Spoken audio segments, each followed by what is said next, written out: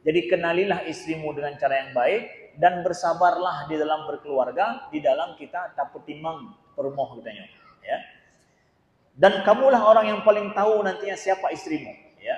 Jangan bilang bahwa saya nggak paham juga istri saya. Kalau kamu nggak paham, siapa lagi yang akan paham istrimu, ya? Nah, itu adalah tantangan kita laki-laki memperlakukan istri kita dengan cara yang baik. Nah, ini juga menjadi hal yang unik dalam hidup kita, ya. Kemudian yang kedua adalah kita selaku suami, kita berkewajiban untuk menanggung segala nafkah daripada keluarga kita, ya. Nafkah istri kita, nafkah keluarga kita, semua pengeluaran itu sebenarnya tanggungan kita. Ya, ar-rijalu qawwamuna 'alan nisa bima anfaqu min amwalihim, kata Allah. Bima faddalallahu ba'dhum 'ala ba'dhin wa bima anfaqu min amwalihim. Bahwa laki-laki itu menjadi pemimpin di atas kaum wanita karena mereka, Allah telah lebihkan laki-laki itu, dan karena Allah telah mewajibkan kepada dia untuk menafkahkan hartanya. Sukses. Kalau kalian sparring, kalau kalian kemarin kan ada ikut pot kemarin ya, ada ya. Itu kan sparring bisa menang, itu karena punya banyak pengalaman. Sudah pernah tingkat apa itu namanya, tingkat kecamatan, tingkat provinsi, tingkat kabupaten, dari satu arena ke arena yang lain. Tapi ini tidak ada arenanya. Jadi menikah hari ini kalian belum punya pengalaman, tapi harus menang. Bayangkan itu. Kira-kira masuk akal kan? Nggak pernah sparring, nggak pernah naik arena, nggak pernah ini, tapi harus menang, juara satu. Kalau dalam berlaga kemarin kalian sudah punya pengalaman menang, semakin merasa menang, semakin bersemangat. Tapi ini nggak punya pengalaman. Maka saya katakan kepada kalian berdua bahwa jadi menikah ini hal-hal yang kadang nggak logis ya. Harus menang tapi nggak punya pengalaman. Harus sukses tapi belum punya pengalaman. Gimana caranya Ustaz? Nah, jadi di dalam berkeluarga, step by step itu harus ikut arah pelatih kalau mau menang. Ya.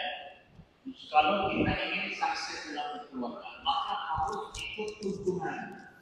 Jadi nggak bisa gaya sendiri dalam berkeluarga. Jadi pakai apa namanya? Pakai jurus sendiri, nggak bisa. Berkeluarga ini nggak pakai jurus sendiri, tapi jurus yang sudah mujarab apa begitu. Makanya disinilah pentingnya tuntunan dari Rasulullah Sallallahu Alaihi Wasallam. Bagaimana berkeluarga itu, kita belajar Rasulullah itu nyuruh kita dalam berkeluarga seperti apa. Orang selama ini sudah berkeluarga dan sukses itu apa yang mereka buat. Nah, inilah pentingnya. Jadi kalau kita tidak paham, maka ikutilah tuntunan. Nah, di sini pentingnya kepada Muhammad, Prayoga, dan juga kepada Dinda. Jadi oleh sebab itu, dengarkan bahwa Rasulullah Sallallahu Alaihi Wasallam mengatakan, khairukum khairukum li ahli. Sebaik-baik kalian itu adalah wahai laki-laki yang paling baik bagi keluarganya. Ya. Jadi istri kita itu menjadi patokan kita itu laki-laki baik atau enggak. Kalau istri kita enggak merasa kita orang baik, maka kita betullah laki-laki yang enggak baik. Nggak bisa kita mengatakan aku kalau sama kawanku diterima baik, kok sama kamu nggak mau kamu terima saya jadi orang baik. Salah kita, karena patokannya bukan kawan, kata Nabi, patokannya istri kita. Istri kita menjadi patokan, saya ini laki-laki baik nggak ya? Nah, patokannya kata Nabi adalah istri kita. Maka perlakukanlah istri kita itu, ya, wa ashiruhunna bil ma'ruf, kata Allah, bahwa perlakukanlah istrimu itu dengan cara yang ma'ruf, dengan cara yang terbaik. Bagaimana setiap wanita itu memiliki perasaan dan juga tipe tersendiri, nggak sama wanita lain. Jadi jangan kamu samakan istrimu nanti dengan wanita-wanita lain. Wanita lain kok nggak begini, kok kamu begitu. Dia memang beda, Allah ciptakan. Maka keahlian kita itu punya jurus khusus memperlakukan istri kita seperti apa. Nah, jadi sparringnya di sini nanti ya. Jadi pertarungan kita itu di situ. Ya, bagaimana kita memperlakukan istri kita itu dengan jurus yang nggak bisa kata nggak sama dengan jurus dengan orang-orang lain, nggak bisa. Nah, inilah maka Rasulullah Sallallahu Alaihi Wasallam mengatakan khairukum khairukum li ahli wa ana khairukum li ahli. Kata Nabi, dan aku ini adalah laki-laki yang paling baik terhadap istri-istriku, kata Nabi. Nah, jadi ini harus menjadi patokan yang pertama dalam kita berkeluarga. Ya. Jadi kenalilah istrimu dengan cara yang baik dan bersabarlah di dalam berkeluarga, di dalam kita dapat timang perumoh katanya. Ya. Dan kamulah orang yang paling tahu nantinya siapa istrimu. Ya. Jangan bilang bahwa saya nggak paham juga istri saya. Kalau kamu nggak paham, siapa lagi yang akan paham istrimu? Ya. Nah, itu adalah tantangan kita laki-laki memperlakukan istri kita dengan cara yang baik. Nah, ini juga menjadi hal yang unik dalam hidup kita. Ya. Kemudian yang kedua adalah kita selaku suami, kita berkewajiban untuk menanggung segala nafkah daripada keluarga kita. Ya. Nafkah istri kita, nafkah keluarga kita, semua pengeluaran itu sebenarnya tanggungan kita. Ya, ar-rijalu qawwamuna 'alan nisa bima anfaqu min amwalihim, kata Allah. Bima faddalallahu ba'dhum 'ala ba'dhin wa bima anfaqu min amwalihim. Bahwa laki-laki itu menjadi pemimpin di atas kaum wanita karena mereka, Allah telah lebihkan laki-laki itu, dan karena Allah telah mewajibkan kepada dia untuk menafkahkan hartanya.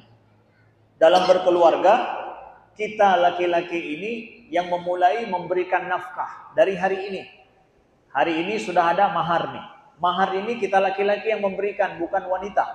Siapa yang suruh? Kenapa enggak si gagal atau pakai urinang mentang yang jok ke danyo? Pelom misal gelake le yah tuan gelake danyo, tatim kelintu ke lintu anak lon. Menyamanan je anak don lebih mahar ke lon, waduh lontet. Hanjut. Karena Allah yang mewajibkan kita laki-laki ini yang memberikan nafkah dari awal, mahar yang pertama udah kita kasih. Setelah itu nafkah selanjutnya kita yang tanggung selaku suami. Ini sistemnya dalam Islam. Ya. Kalau istri nanti mau menanggung juga, mau membantu, alhamdulillah.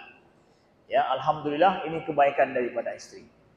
Itu kewajiban. Maka janganlah laki-laki kita selaku suami tidak paham kalau ini adalah kewajiban paling asasi di dalam berkeluarga.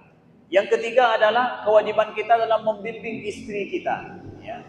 Kewajiban kita laki-laki ini, kita harus punya ilmu khusus membimbing istri kita. Jadi sukses tidaknya keluarga itu bertumpu pada suami. Suamilah yang menjadi tumpuan. Ini sukses tidak kita dalam membawa bahtera keluarga kita. Makanya bagi kita seorang suami, seorang laki-laki, keluarga itu menjadi nama baik. Menjadi nama baik kita. Sukses kita dalam berkeluarga, kita dianggap sukseslah kita. Kalau kita na'udzubillah terjadi macam-macam, ya itu adalah resiko yang akan kita tanggung. Dan itu adalah menjadi nama baik kita di masyarakat. Nah, maka ini nanti ya ada hubungannya dengan ketaatan seorang istri kepada suami. Nah, jadi perlakukanlah ya kebaikan terhadap istrimu dan ajarilah istrimu dengan cara yang baik. Tapi Ustaz, saya belum punya ilmu dalam berkeluarga. Betul. Kita memang di antara ilmu yang tak pernah diajarkan adalah ilmu berkeluarga. Matematika, fisika, kau pernah tak pakai kan? Tapi ilmu berkeluarga yang wajib tak pakai, hanang pernah. Itulah kesalahan sistem pendidikan kita sampai ronyo. Ya, sistem pendidikan kita yang salah sampai hari ini, ilmu berkeluarga di SMP enggak diajarkan, di SMA enggak diajarkan, kuliah enggak diajarkan. Tapi matematika, biologi, fisika wajib berno. Tak pakai taboh dan ronyo. Ya, jangan kalon. Jadi oleh karena itu belajarlah untuk ilmu berkeluarga ini otodidak atau punya seorang ustadz, seorang kiai atau seorang tengku, seorang gureh. Gurehnya boleh ustadz, boleh siapa saja. Itu harus kamu tuntut bersama-sama. Ya. Kemudian yang keempat adalah jadilah engkau ini lebih taat kepada Allah setelah berkeluarga kalian berdua. Jadi Dinda bersama dengan Prayoga, kalian harus jadi lebih baik berdua setelah berkeluarga.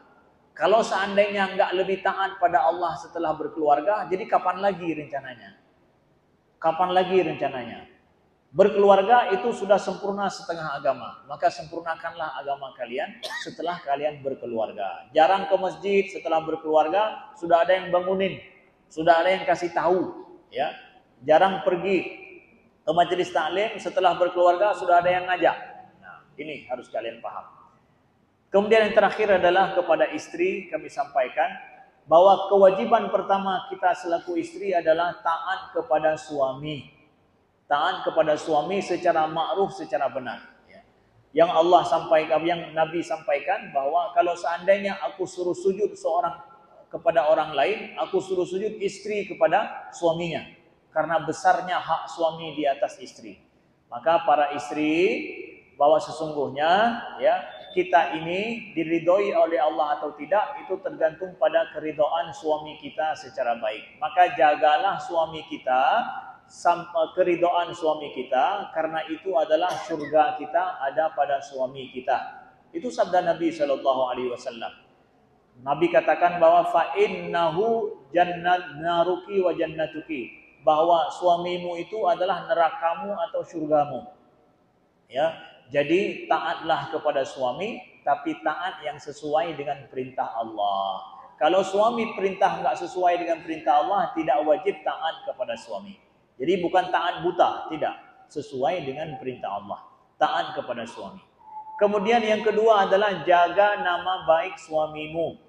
Karena yang paling berharga dimiliki oleh seorang laki-laki di rumah itu adalah apa?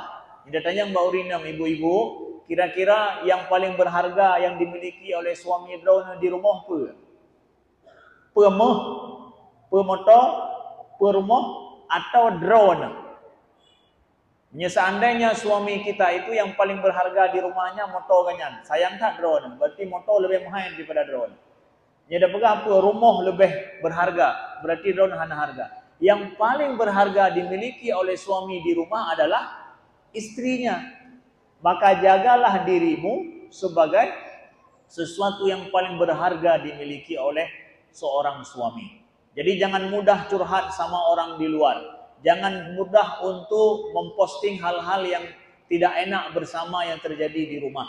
Jaga perasaan daripada suami kita. Jangan sampai kita ini menjadi sesuatu yang membahayakan justru bagi suami kita. Jadi jaga nama baik itu. Menjaga diri kita kalau bekerja di luar, bergaul dengan orang luar, jaga suami kita. Dia bisa cemburu. Jangan terlalu open sama laki-laki di luar. Dalam pergaulan harus jaga. Setelah menikah, kita harus tahu diri kita ini punya suami kita dan ini adalah sesuatu yang sangat berharga. Menjaga harga diri kita sama dengan menjaga harga diri suami. Ini saja yang mungkin saya sampaikan. Mudah-mudahan kalian berdua teruslah belajar lebih dekat kepada Allah bersama, karena yang menjamin kebahagiaan kita itu adalah kedekatan kita bersama kepada Allah Subhanahu wa taala. Mudah-mudahan Allah berkahi kehidupan kalian berdua dan sama-sama kita doakan barakallahu lakuma wa baraka alaikuma wa jama'a bainakuma fi khair. Sekian, terima kasih. Wassalamualaikum warahmatullahi wabarakatuh.